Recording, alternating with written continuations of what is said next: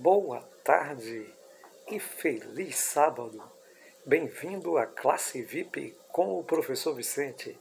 Se você veio para estudar a Bíblia, você está no lugar certo. Se você veio para mergulhar na palavra, para crescer na graça e no conhecimento de Jesus, você está no lugar certo. Que Deus te abençoe e que você esteja aqui conosco. Logo agora no começo, eu quero lembrar você que o YouTube, se você chegar lá e marca o gostei, o YouTube vai valorizar esse vídeo e vai entender que esse vídeo é útil. Se você tocar o sininho, vai receber as notificações. Faça seu comentário, faça perguntas, deixe lá o seu like, deixe lá o seu gostei e compartilhe se você gostar. Bem, estamos estudando a Palavra de Deus, estamos estudando aqui no guia da lição da Escola Sabatina como estudar a profecia bíblica. E temos um tema especial para essa semana. Essa semana temos um tema chamado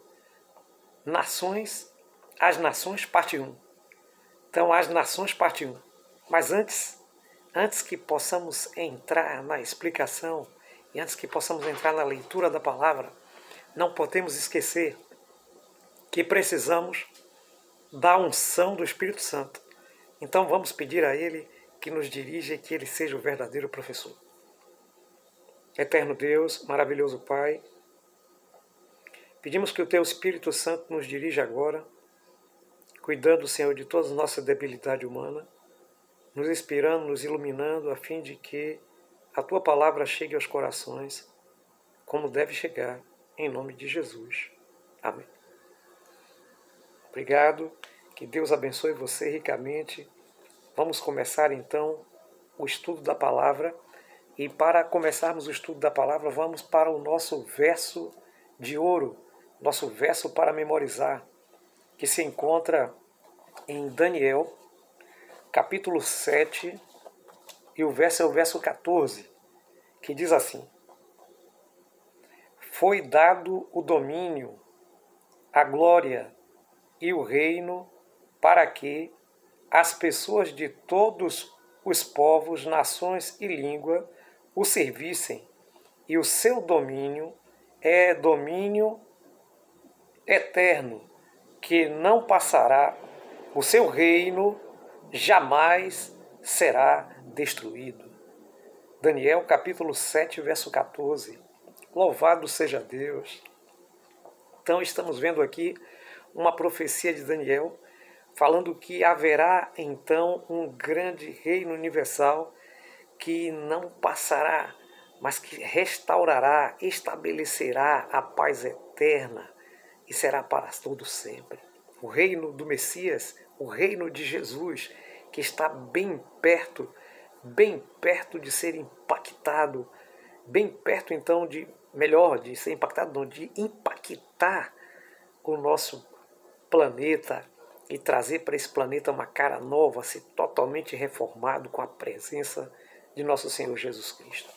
Bem, o tema da nossa temporada, você já sabe, como estudar a profecia bíblica, imagens, alusões e símbolos. E hoje nós temos por subtema, ou tema da semana, As Nações, parte 1. Agora você fica aí bem ligado na descrição, mas assim mesmo eu vou citar todo aquele conteúdo bíblico que nós vamos trabalhar durante esta semana. Então, a leitura da semana, Gênesis, capítulo 1, Gênesis, capítulo 10, versículo 1 a 12, Gênesis 12, de 1 a 9, 1 Samuel, capítulo 8, de 9 a 16, e aí então nós temos Mateus, capítulo 20, de 25 a 28, e Apocalipse, capítulo 18, de 1 a 4. Então, esses versos são conteúdos bíblicos que nós vamos estar aqui nos baseando, nos fundamentando para o estudo dessa semana. O estudo corre justamente em torno de tudo isso. Bem, quando pensamos no livro do Apocalipse, pensamos em Apocalipse como o livro da solução de todos os problemas. Deus tem a solução para os problemas humanos no Apocalipse. Apocalipse é o contrário do Gênesis, quando o Gênesis então traz o paraíso, quando o Gênesis então traz a criação. O Apocalipse ele mostra que haverá o fim de todo esse sistema de coisas e haverá então um novo paraíso, nova criação de Deus para que todas as coisas da terra sejam resolvidas. Então, é muito importante compreender por que a Bíblia se ocupa falando sobre sistemas, nações, porque a Bíblia se ocupa muitas vezes falando sobre governos, forma administrativa dos povos, porque na realidade isso pode trazer benefício ou malefício para a humanidade. Nós vivemos em uma época de muitas guerras, porque aqueles que estão no poder, eles não enxergam os demais da humanidade, eles querem simplesmente exercer o seu poder cada vez mais e os seres humanos são mandados como formiga para a destruição todo dia em uma guerra aqui, uma guerra ali. Vivemos especialmente em uma época em que há então conflitos regionais muito fortes. Nós temos um no Oriente Médio, nós temos outro no leste europeu e isso realmente é muito complicado. Como se não bastasse, nós agora também estamos vivendo em um momento sobre guerras de tarifas. Essa guerra está sendo comandada pelos Estados Unidos. Mas isso não é assunto que nós vamos trabalhar aqui agora, mas em um vídeo especial nós estaremos falando sobre Estados Unidos e Europa na profecia. Nós temos aí no canal e você fica de olho para que a gente então possa nos aprofundar cada vez mais nesse assunto. Mas por ora é importante mostrar que Deus ele há de derrubar todos os governos humanos. A profecia de Daniel capítulo 7 nos diz que Deus vai jogar fora todo esse sistema e vai implantar o sistema de governo divino. Não numa terra arrasada, cheia de pecado como está, mas também essa terra também vai passar por um processo de transformação. Bem, para isso vamos começar então o estudo da semana. Precisamos tomar como referência a Bíblia desde o Gênesis, quando os governos são organizados, quando o homem sai do paraíso e organiza-se então de alguma forma para a sobrevivência. Bem, nós temos aqui a parte de domingo, Nirode e Nínive. Então, Gênesis capítulo 10 nos conta a história ali da formação de algumas cidades, mais tarde reinos ou cidades-estados, como a gente queira chamar.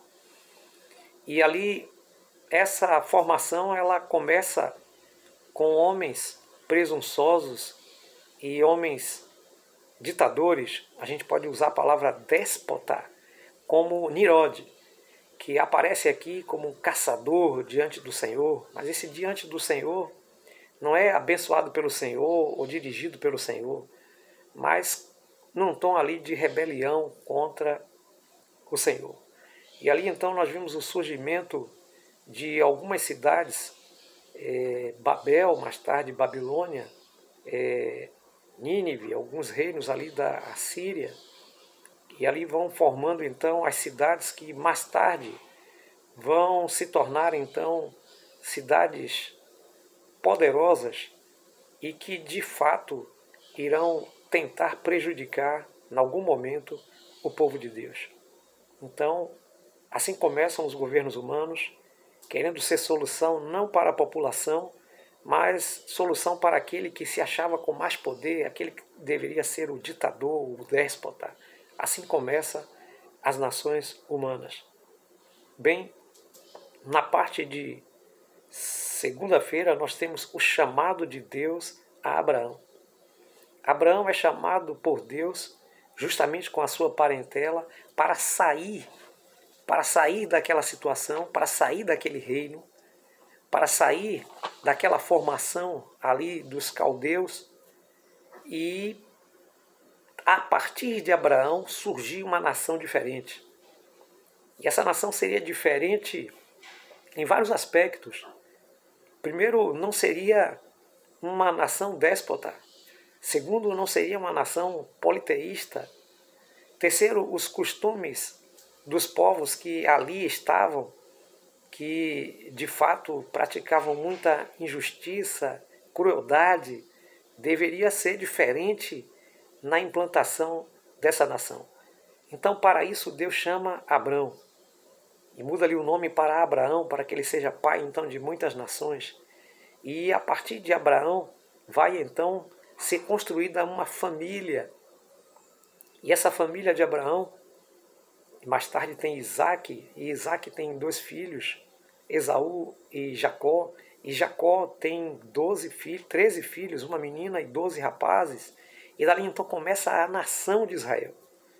Essa nação, ela teria que ter orientações, ela teria que ter então todo tipo de instrução para ser diferente daqueles que estavam ao seu redor, para que ela fosse um exemplo, para que ela fosse então o centro da atenção e as pessoas reconhecessem Deus por meio então daquele povo. Mas infelizmente, queridos, nem tudo foi assim, porque o ser humano é rebelde e muitas vezes, o povo de Israel sentiu então desejo de ser igual aos outros, e os reis tiveram o desejo de ser então déspotas como os outros, de terem então muitas mulheres, de terem então muitos escravos, de ficarem fazendo guerra o tempo inteiro e perderam de vista o objetivo pelo qual Deus os chamou. Bem, infelizmente foi assim. Haviam orientações divinas. Lá no livro de Deuteronômio, capítulo 4, do verso 5 a 9, Deus orienta como deveria ser o rei. Deus não tinha, então, o objetivo de que aquela nação tivesse, então, um monarca. Mas se por acaso eles quisessem ter um rei, Deus então orientou como deveria ser o rei. Mas tudo isso foi passado por cima, e aqui nós podemos ver, na parte de terça-feira, dando o que lhe pediram. Então, queridos, o povo chegou até Samuel e disse que eles queriam ter um rei que fosse para as guerras, fosse para as batalhas com eles, que eles queriam ter alguém na frente. É verdade que o povo vivia explorado de todo lado, mas não era por falta de rei. Era por falta de fé, era por falta de obediência, era por falta de considerar que Deus deveria ser o rei deles e que a nação de Israel era uma teocracia. Mas eles então trocam a teocracia pela, então, o que nós conhecemos muito bem, que é a monarquia. E é uma monarquia de homens que começam e depois se desviam da vontade de Deus. E ali nós temos então Samuel sendo chamado para então arranjar ali um rei para eles. E Samuel fica ofendido a princípio, porque achava que eles estavam rejeitando o profeta para ter um rei. E Deus fala para ele: olha, Samuel, não é a você que eles estão rejeitando a mim, eles estão rejeitando o próprio Deus. Eles querem estar por conta deles, mas escolha para eles um rei. E aí então apareceu um rapaz que aparentemente tinha um perfil, chamado-se então Saul, e esse foi ungido rei. E esse Saul fez algumas coisas agradáveis a Deus, mas logo depois a vaidade entrou em seu coração e se desviou da vontade de Deus. E ali o povo já começou a sofrer. Cedo, na monarquia de Israel, o povo já começou a sofrer. Depois desse momento, vem a morte de Saul e de seu filho, vem então Davi, o grande guerreiro, o grande vencedor do gigante, é aclamado então ali como rei, e teve ali então um reino muito justo, um reino que ajudou muito e que colocou Israel numa situação fantástica.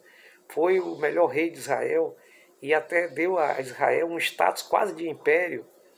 Mas o que acontece é que também este rei se afastou em algum momento de Deus e pecou.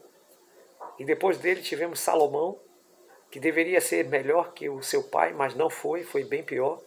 e se afastou dos princípios de Deus, e ali então teve uma série de mulheres e então gastou muitas riquezas e maltratou muito o povo e fez com que o povo fosse muito escravizado.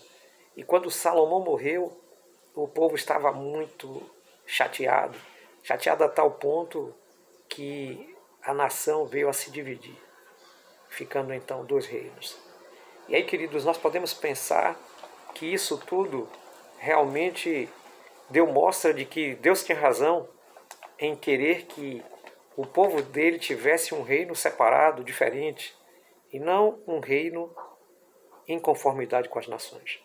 Então veja, aí a parte de quarta-feira diz assim: os governantes das nações. E aí nós temos uma orientação de Jesus quando os discípulos então buscam o senhorio, buscam então um lugar mais importante. O discípulo Tiago e João ali discutem sobre quem seria o maior e essa conversa vai pelo caminho. Chega um momento até que Jesus pergunta, eles não dizem nada. Há então um outro momento em que a mãe de Tiago e João vem pedir o lugar na direita e na esquerda para eles no reino. E Jesus então diz a eles assim: olha, o meu reino é diferente dos reinos do mundo. E aquele que quiser ser o primeiro será o último, aquele que quiser ser servido vai ser o primeiro a servir, porque no meu reino o serviço é mais importante. E então com isso Jesus quis mostrar para eles que o reino de Deus não pode ser um reino de opressão, de colocar os outros menores e de colocar os outros em situação desfavorável para então favorecer apenas a vontade de um governante. Bem, por essa razão Jesus orientou como deveria ser a igreja, como a igreja deveria funcionar, não tendo então algum oprimindo. Mas infelizmente, queridos, até a igreja, se nós formos olhar pela Idade Média, a gente vai encontrar que houve uma apostasia e que a igreja, na Idade Média, acabou oprimindo uns aos outros. E por isso todo o modelo de governo humano falhou. E aí então nós temos uma esperança muito clara, lá em Números, capítulo 14, verso 17 a 21, Isaías 42, verso 6 e 44 também, verso 6, nos aponta que o reino do Messias é o reino perfeito, de tal ponto que luz para os gentios. Deus prometeu trazer um reino que seria luz não só para o povo judeu, o povo de Israel, mas para o mundo inteiro, para todas as gentes da terra. E esse reino seria implantado para todos sempre, e esse reino seria a solução dos problemas do mundo inteiro. Vivemos hoje em um mundo cheio de problemas caóticos, de problemas econômicos, sociais, político nem se fala, tantas guerras. E Deus nos fez uma promessa, que haveria então um reino perfeito, um reino de paz, um reino em que nós poderíamos viver satisfeitos, sem nenhuma queixa, para todo sempre. É a promessa de Deus lá em Daniel capítulo 7, verso 14. E essa é a promessa que eu quero dividir com você nesta tarde, querido. Quero também, querido, que você, aqui na parte de sexta-feira, nos recomenda a leitura do livro O Grande Conflito.